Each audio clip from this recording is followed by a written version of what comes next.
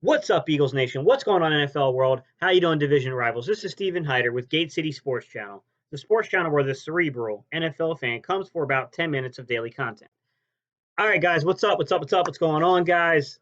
Look, I hate to beat a dead horse, but man, some of the conversation spinning around the wide receiver stuff is getting out of control, guys. And I felt like I needed to make a video again today and kind of address some of the shit going on. First off, I don't know if DeSean Jackson's out for the season or not. I would say that it's very likely he's out for at least the regular season, but I don't know, guys. If we make a playoff rush, I don't know that he will or won't be back.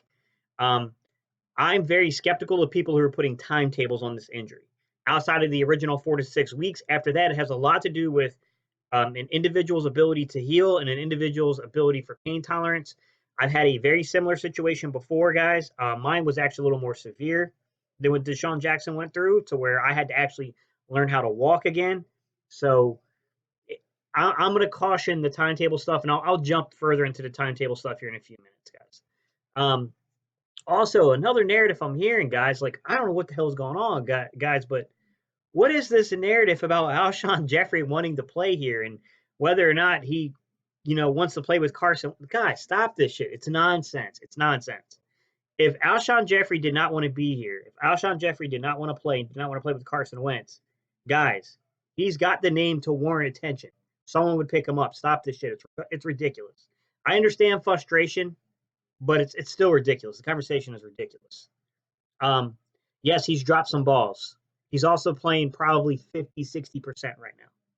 Like, he's not healthy, guys. He's out there busting his ass for Carson, knowing he's probably should have spent another 2 or 3 weeks in recovery, rehabilitating his injury. But he rushed himself back because of his respect for Carson Wentz. Okay? Because he wants to be on the field. It's nonsense, guys. Stop it. Look, yeah, he dropped some passes. My video yesterday, I featured one of those drops where it was just like, oh my God, dude, look the ball in, secure it, and then make the football move. At the same time, he also made that critical third down play. So, I mean, come on, man. You got to take the good with the bad here, guys, on some of this. Some people are just, they're going crazy here. Now, let's talk about Howie Roseman for a second. Okay. I'm getting frustrated with Howie. I like Howie, and I always try to take the good and the bad. Good, finding Jannard Avery. I made videos, never once did I bring up Jannard Avery. Good find, good call, looked great last weekend.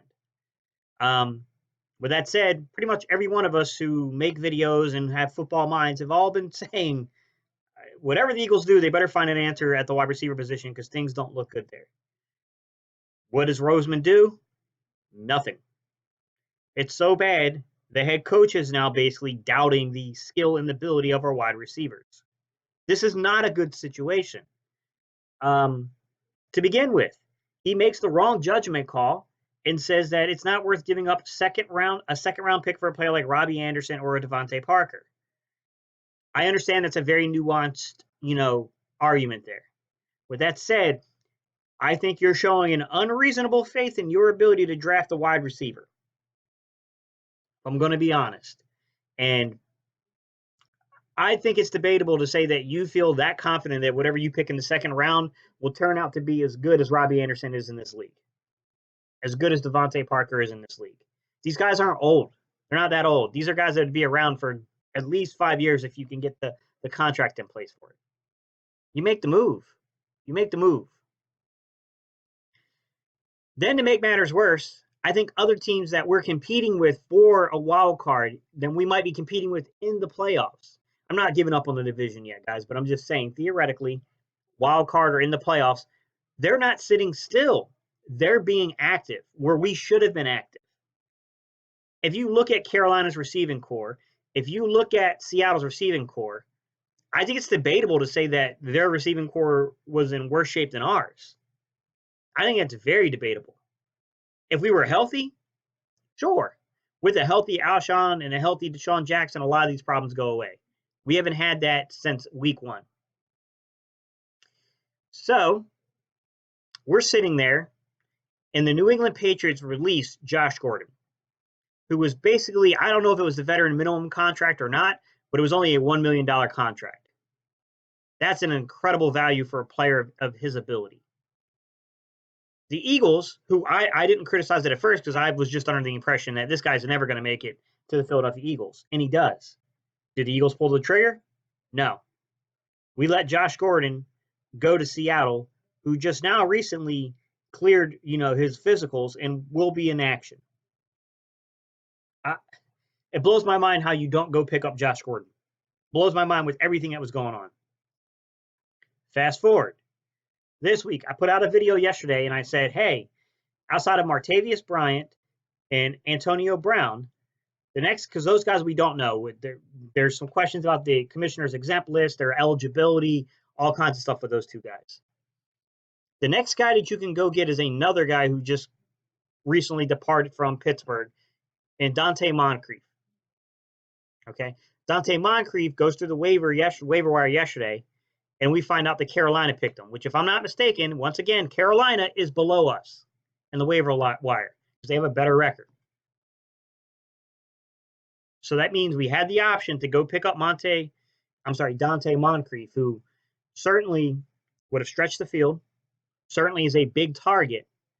Yeah, he's got a case of the drops here and there, but he's a hell of a lot better than what we're throwing out there right now. And Howie Roseman does nothing. It bothers me that these two teams, the Seahawks and the Panthers, to me, their GMs are clearly making a push for the playoffs. I'm not sold that Howie Roseman's making a push for the playoffs right now. I understand his point of I gave you everything you needed in the offseason, and what happens during the season is not necessarily in my control. But when you can't put this on Peterson when he's dealing with the amount of injuries he's dealing with at this position. It bothers me that we keep staying put. We're just standing pat on what we have. And now we're getting into a situation to where I said it yesterday, and I'm gonna reemphasize it again today.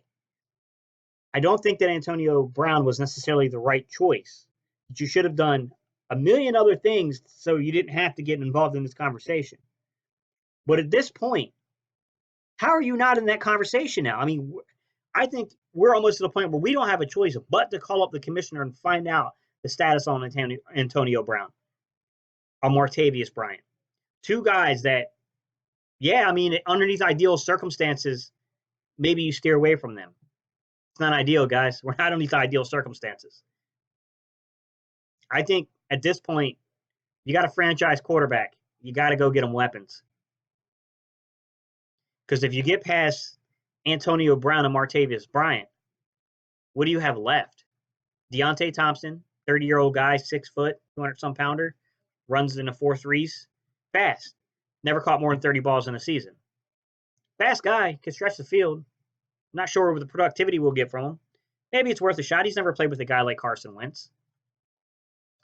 You get past that, I heard some video content creators yesterday talked about J.J. Nelson. 5'10", 5'11-ish, 165, 170-pound guy. He's a very much built similar to what I like.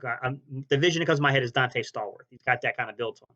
Fast guy, probably would definitely stretch the field for us. Same kind of situation. He hasn't really caught more than 30 passes in a year. I mean, he might have had one season or so with 34 or something like that, guys, but you get my point. He's has not been the most productive player in the NFL. Hasn't played with a quarterback like Carson Wentz. Maybe he would do something. He would certainly stretch the field. He'd certainly at least give us the threat of, hey, this guy might burn our asses if we're not careful. You get past that, we get into some shady-ass territory, guys. We're talking Dez Bryant and Jordan Matthews. Both of them are probably better than Matt Collins, to be quite honest. It's not probably better. They are better. They're better wide receivers. I don't know, man. I mean, I don't see how we come out of this without signing somebody.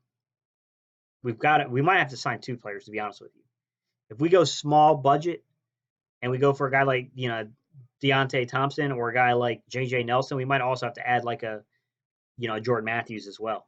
Because I think that unless you go get a Martavius Bryant or you go get an Antonio Brown, you're going to need 2 receivers. I mean, one of those guys, yeah, sure, they're going to warrant enough attention. Things will be fine.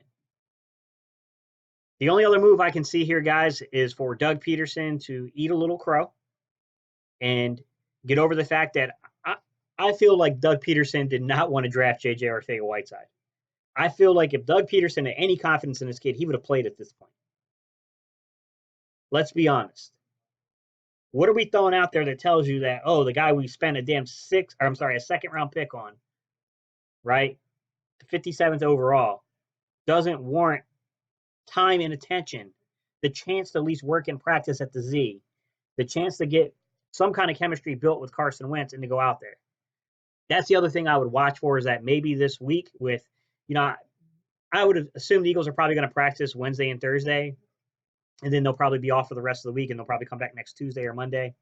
I think we'll probably do something like that. I don't know, to be exact. Maybe we'll do the whole entire week. I'm not sure if we'll take the whole week off or not, but I would definitely look and pay attention to Arcega-Whiteside just to see what this coaching staff does, because, dude, at this point, if you don't play him now, what is he on the roster for? Why do we have him on the roster? It's getting pointless. That's my thoughts, guys. Y'all tell me what you think. I think Arcega-Whiteside's got to be watched. We got to watch him, because if you're not going to play him now, then that was a hellaciously wasted pick. So, I don't know, guys. I'm out. That's all I got for y'all. Don't forget to like, comment, and subscribe. Like I said, guys, tell me what you think. J.J. Nelson, Antonio Brown, Martavis Bryant, Deontay Thompson, Des Bryant, my bad. Jordan Matthews. Did I say J.J. Nelson? Where would you go? What would you do? Like, I'm out of ideas, man. But you know what time it is. EAGLES. I'm going to be watching these next couple days very closely.